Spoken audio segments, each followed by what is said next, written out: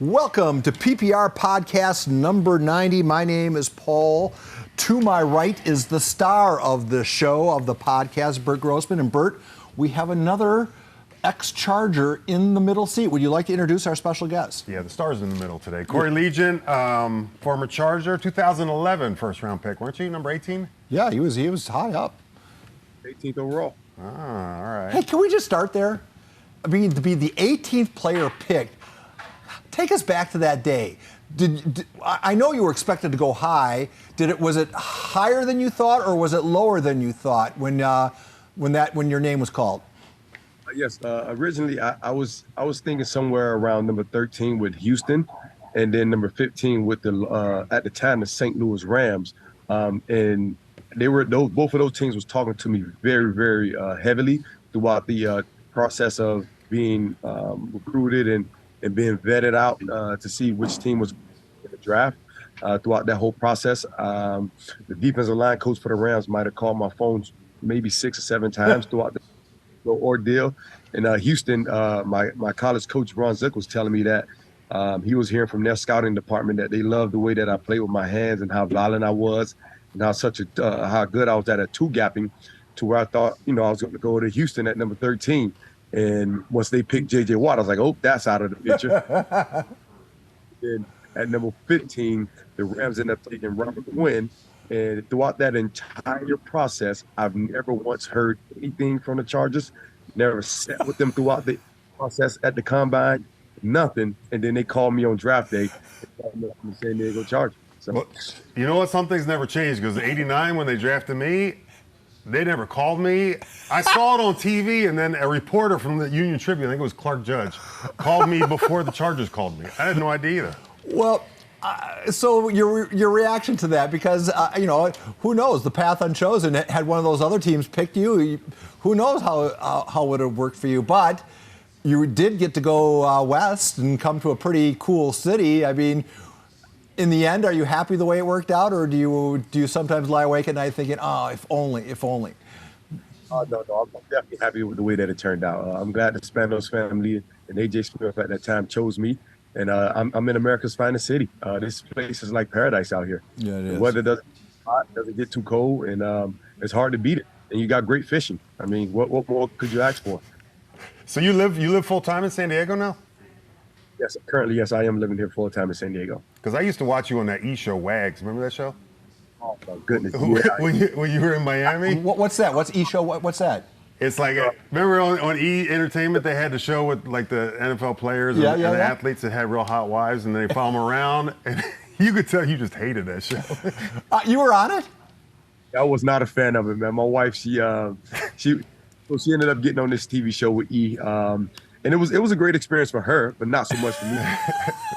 Cameras into your life, your family, and all that other stuff. It was challenging, but her and I we spoke about it, and but it was overall unique, good experience for her, and it got her to showcase her brands and do the things that she wants to do and be involved with it, which was great. So that's why I left it. Did this happen while you were playing out here? Yes, yep, while we were playing in San Diego. It's like 2017 or 18, around there. How did I not know about that? Because you're old. Oh, hit shows, man. You don't watch that kind of stuff. Jeez. So how do you feel? I think I know the answer to this. You fill your days by? Are you on the water a lot? I'm on the water quite a bit, and then I'm on a driving range more nowadays, trying to keep myself going and whatnot, and stay involved with the sport more than anything. And right now I'm currently putting together some things right now to trying to keep myself active within the game of football, and kind of get that clock back going with it and getting used to being around a team setting. Yeah, I wanted, because that's how I ended up seeing you again. I thought you were still in Miami. You're doing I think it's March 26th or 25th. You're doing a 7-on-7. You're doing like a girls flag football. You're doing like a combine thing. You're doing like a lineman training, all for free at San Diego High, correct? Yes. So on March 25th, we will be hosting a 7-on-7 all-girls flag league tournament at San Diego High School. Along with that, introducing the House of Pancakes, which is a brand that I'm putting together here for offensive and defensive linemen locally here in San Diego, in Southern California, who wants to get better with the fundamentals and the skill sets of the game and learn how to play in the trenches So that's something that we're doing in a 7-on-7 deal with the girls. I have 2 daughters myself, and I believe now flag football has become a CFI sport. So the high schools, the schools in California will be participating in CFI sports now through flag football, and they're offering scholarships, full ride scholarships to some of these girls that can get out there and showcase their talent. So I'm all for that. Absolutely. Hell, it's just more kids coming to camp. I mean, and if you're a camp organizer, the more the merrier, right? More the merrier. Yeah, yeah, yeah. What I like about yours is it's actually free. So, I mean, you get all these other ones. It's like you got to pay $100 a person. Somebody use their name. I like yours because everything's free. Oh yeah, it's free. Come free, register, get in, and then you may get yourself a free House of Pancakes T-shirt, and just come and have fun. It's a day to have fun with you, your friends, and meet new people. Cory, so how do you make it work financially then? You get corporate sponsorship to be there, or how does it work for you? Or are you subsidizing this whole thing? I'm subsidizing the whole thing myself. No corporate sponsorship at all right now. We're just putting the camp on for the kids and to bring football back to San Diego in a different way, because now we have girls being able to play flag football.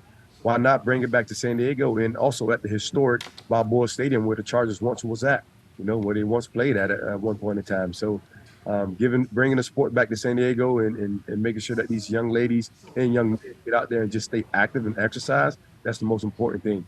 And we're looking forward to doing this for quite a bit and for some time. God bless you for that.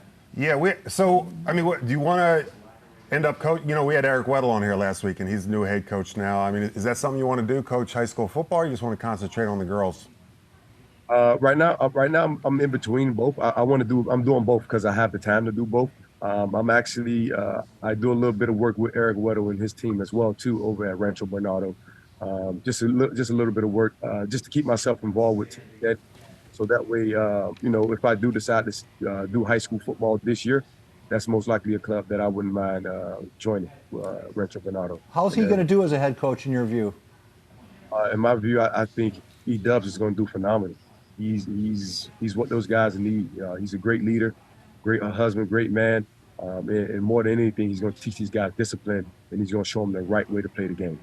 I'm glad you're out here now, because I always say to him, we go all to the high school games on PPR during the year, and I think the most neglected position is the defensive line as far as high school and even youth. I mean, as far as fundamentals are concerned? Yeah, they just don't get it. There's a few coaches that are, I would say in the last 2 or 3 years, there's been 2 or 3 or 4 coaches, but before that, none, but it's getting better. But God, that has been such a neglected. The kids play too high and stuff, or? They don't use their hands. They can't read a block. Half of them line up in their stance wrong. I mean, it's just little things you see that you're just like, I started coaching when I came out, and you leave the NFL and you expect, like, why are you lined up there? You expect everybody to be perfect at that point, but you just look at some of the stances pre-snap and you're like, what are you doing? Like, it's third 18 and they're in a 4-point stance 3 yards off the ball. Like, little things like that just kill me. It's different going from pro to high school, and I coached the high school last year, and seeing the development of the young guys from when we first got in, like you said, Brett, like the hands, they don't know how to use their hands. They're not violent. They rather throw a chicken wing in there sometimes as opposed to shooting their hands and creating separation to get on and off of a block, which is very key when you're playing football in the trenches. You have to be able to have separation, get on and off blocks, shed guys, and know how to pass rush and get to the quarterback as well. And that's something that the House of Pancakes, and that's what we're. So, while I have two, I have one question I have to ask you. Okay. All right, Cory, tell me this. You, You grow up in Miami. How the hell do you not end up with the Hurricanes? You end up in Illinois. Oh man, that's such a great question. I get asked that question quite a bit. Ron Zook, who was at the University of Florida a year or two prior to me choosing Illinois, I love the way that his track record was at Florida. He was a coach. He was a player's coach. He won, and he was a winner. And I felt very comfortable with him when he came to my house. He just sold Illinois as a place where, hey, it's not about the place, it's about the people. And when I got up there for my official visit, the people around the building, I felt so comfortable with them and with him and his staff. And I decided to go to Illinois. I decided to take my talents up there because I felt like I was wanted, needed, and it showed. It showed. And I played as a freshman right away. Was that the first time you experienced cold weather? Definitely the first time I ever experienced cold weather and snow in late December. You know what I always questioned? I was always fascinated by you too. Why did you left like junior year, right? Was that what Because I couldn't do that. I just didn't feel old enough or more, developed at that point. Was that a hard decision to make, or you just saw money? To be honest, at the time, I felt like I had accomplished everything I wanted to at the college level, besides get my degree. I felt very good about where I had transformed from my sophomore year, my freshman year to my junior year. I seen the huge of my game and the way that I was playing, and I thought I was ready to go ahead and take that leap into the next level. And that's why I decided to leave school early as a true junior. Well, it turned out to be a brilliant decision. I mean, you played at a high level right away. Definitely. Hey, while I have two pass rushers in my midst, I wanted to ask you guys this question. Cory, you go first. Is the art of rushing the passer, is that purely instinctive, or is it a learned skill? It's a learned skill, one, nowadays, because the game has changed so much more, even from when I was in the game. Because before there used to be a 13 personnel, heavy 12 personnel, and heavy play action. Now it's a real skill, because you look at down the distance, you look at the guy's foot, see where his placement is at, and you also know and understand that, hey, I have an arsenal of moves.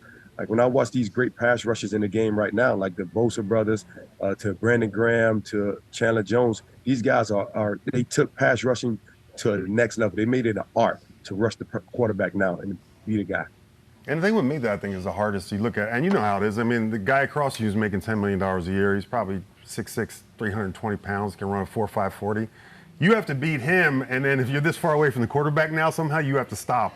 So you have to beat him, then stop in this amount of space, and then not touch the quarterback. I don't know how they do that. Well, it's football. It's football. Got to adjust.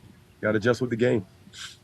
well, you're saying, like, if you have bad breath, you get a penalty around a quarterback, right? Well, I'm saying it's art, or it's such a degree to beat that elite tackle in the NFL now, that you literally, if you're within a foot of the quarterback, you have to slow down, you have to stop, and that's usually kind of where you're going to beat them. But I mean, I have this in high school too. It's always, you get the D linemen, they line up and they run straight into the offense tackle. I mean, straight into them.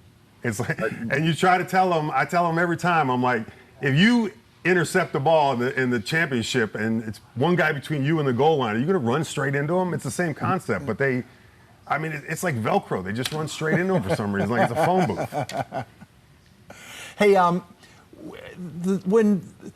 is it your body that tells you you're done playing football, or is it the the salary cap that tells you when you're done playing football? How does it work now?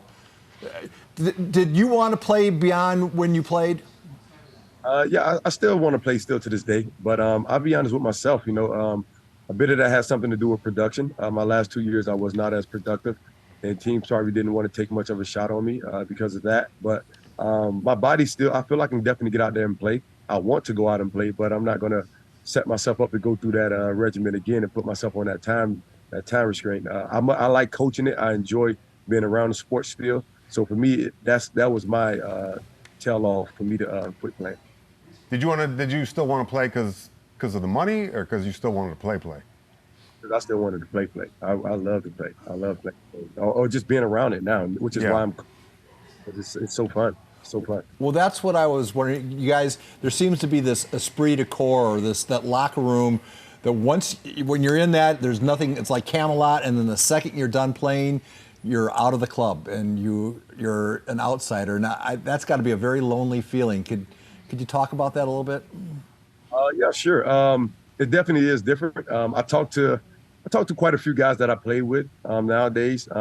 It's not as like when I was in the locker room, how every day we can pick up the phone. Hey, where are you going at for lunch? And those moments those things are gone now. I have a family of my own that I have to focus on. And some of those guys are still playing in the game. Some of those guys are other places, and they're focusing on their family. So once your life after football starts, you just start to hone in on the things that matters. That's going to carry you for the next 40, 50 years of your life. And if you are lucky enough to get a guy to get on the phone with you, that's the best. Like the other day, I talked to Melvin Ingram, and just morning I was on the phone with Brandon Mebane, just catching up with those guys. And those guys I talk to quite frequently, and it's different. I can tell you that much. It's definitely different. Yeah. But I saw you sign didn't you sign last year you signed like a 1 year or 1 day contract and retired with the Chargers? Yes, I retired with the Chargers, in October. You the only, I've been doing this for 5 years? You're the only ex-Charger that seems to like the Chargers that I've ever interviewed. Well, but I think we should give both sides of the story. Well, obviously the organization, in your view, treated you pretty well. Yes, of course they treated me very well. But not only that, I mean, it's football's business. You know, you can't take everything personal. And I think that's what a lot of former guys do. We take things personal once a team once they decide not to keep us for long. I mean, I ruptured my quad tendon with those guys, and they released me 3 weeks later. You know, I had every right to be upset and mad, but hey, I understand that's the game of football, and that's the way life goes. You know, I'm not going to hold any hard feelings towards the organization just because, shoot, I got a chance to play in the NFL. Like the NFL, something that a lot of people don't get a chance to do. So I'm very fortunate and thankful for the Spanos family and every organization that I ever played for. I'm thankful for all of them for giving me a shot to put their helmet on and their logo and their brand, you know, because this kid from Miami, Florida, who probably didn't have much of a chance to make it other than that football, you know, and academics, I got to be on TV for 10 years of my life. You know, I would have never made it on TV if it wasn't for football. I probably would have been a very good academic student, but never on TV. It's hard to make it. Cory, one, I'm applauding you for saying that, because for all us kids who never even got a whiff of the show, it's hard for me to sit next to this guy who says, I just played for money. I didn't really like it. I just played for money. And you're a nice balance, because I'd rather sit over with you and then and leave this guy off. Because you're the most negative person I know. You're trying to tell me I'm negative? But Cory, I'm going to guess to be as successful as you have, and he was very successful. I don't mean to poo-poo his career, though I think he left a lot of sacks on the table, if you will. But my point being is that I think you have to have your mentality to go the long way or the long run, and you can't just play the game for money, because those guys get weeded out, do they not? Not necessarily, because I mean, if you got the special talent and you're playing it for money, I think as long as you prepare yourself and handle it the right way, hey, that's your motivation. I mean, everyone's motivation is different, you know. My motivation was, hey, I get to play on Sundays and compete and try to go and win. That was my motivation. When I was in high school, my motivation was different. It was about getting a jersey so the girls can follow me around the high school. Got to the pro level, I was like, dude, I'm on TV and someone is watching me for the first time ever that has never watched me play on Sunday. So I'm excited to go out here and play. And that's why. As long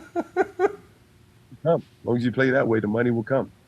So I want to go back to your Pancake House. How do kids, I mean, if I'm a D lineman out there, I'm watching it, how do I get a hold? How do I register? How do I get involved with that? The House of Pancakes, we have a link and a QR code. And once kids come out and register, you go on houseofpancakesacademy.com and you can see the sign-up sheet. You can choose what workout levels you want. And also, we have 2 locations that we're working out of right now. We service in North County and South County of San Diego.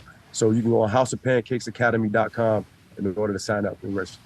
Do kids have to specialize now? Do they have to be going to camps like this to make it to the next level, or are we over-specializing our youth? You know what? I think if you want to perfect the skill and the craft and be better at it and earn a scholarship to where coaches like, hey, this kid has what we're looking for in our program, I think it is good to work on your craft and be a part of an academy or some facility that's going to help you get better as an individual. Do you necessarily need it? No. High schools may be able to get you to that level, because when I was in high school, I didn't have it. I didn't have access to a pro guy that can help train me day in and day out throughout the week. Whereas nowadays, these kids have social media. They have every outlet that can help them get better, and they can travel places because we have so many guys that consider themselves gurus at this game and teaching it. From quarterbacks to receivers to defensive backs to D linemen, there's so many guys that's just able to coach the game, and you have access to them. You have resources, so use them. Why not? It beats paying $50,000 a year tuition as a parent once that kid go off to college.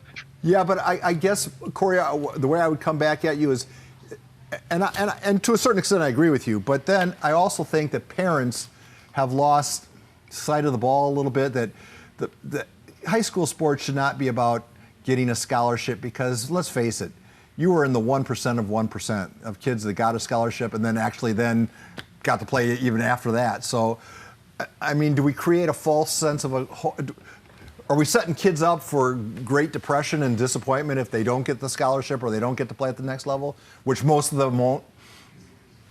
Uh, depends on I mean, it depends on the view of it. Are you setting them up for success, for failure? I don't quite know. I mean, one thing I prepare kids for is letting them know that, hey, I want to make sure that your confidence is up and that you're disciplined and that you have just a sure will to fight through whatever it is that you're going to fight through. As you're sorry, I have a plane, one of those fighter jets going over. That you're going to fight through whatever it is that you're going to face in life. So for me, it's about the character part of it as well too. Yeah, a lot of kids are not going to get scholarship to go off to school, but the ones that do, I'll be very happy and proud of those that do. Yeah, and I think you have to manage your expectations. I mean, you can go to all the training you want, you can go to all the camps you want. If you're 5'10" and if you're 5'10", 180, 190 DN, yeah. you're not going anywhere. So if you manage expectation, but you get that guy. I mean, I see some kids in high school that would just be deadly if they knew how to use their hands right, and you don't see it. It's one of the few positions that I can look at the receivers and they'll follow everything they see on a video game, everything they see on TV. Quarterbacks, running backs will emulate moves. They don't do that with pass rushing for some reason.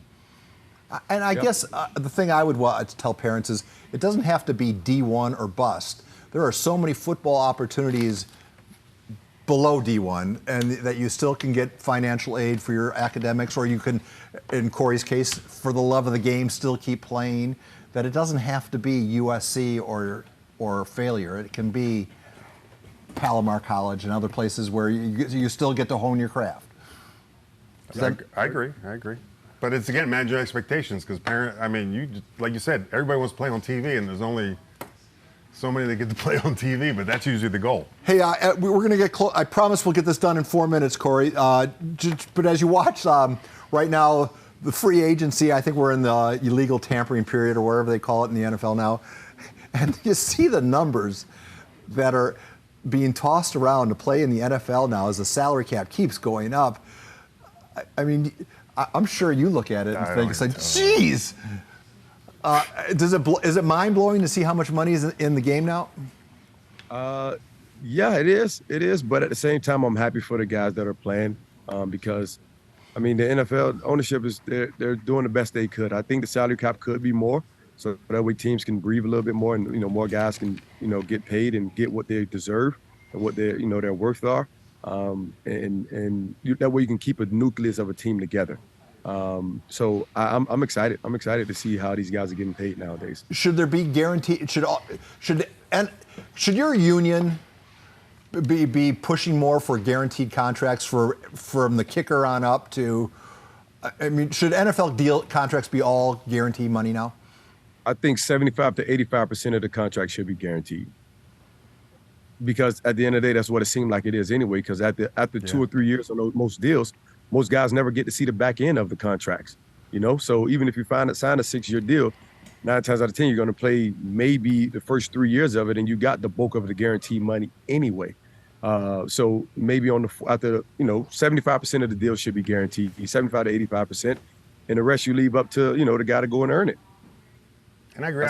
I think the same thing. Like, I think you hit on the nail on the head. As far as a fan, the nucleus of the team is you just get these, like the Eagles. They're breaking that team up already. They had this 1-year window. It's like everybody has a 1 or 2 year window now, and I could still name every Eagles player from when I grew up, every Steelers player. I can't even name 2 Steelers. Yeah, it was amazing how they would come back, how guys would be able to keep their jobs. It was a big deal if a rookie ever started in Minnesota, for instance. Cory, so I'll tell you what, we'll wrap this up with you getting the last word here. I want you to talk to mom and dad. I have little Joey, and he wants to play football, but I don't want him to get anywhere near pads and helmets because I think it's dangerous, and I want little Joey to play soccer or some other sport where it's safer. How do you talk to moms and dads? Because football is a very violent sport. So have that conversation, look into that camera lens of yours, and explain to moms and dads why the risk is worth the reward.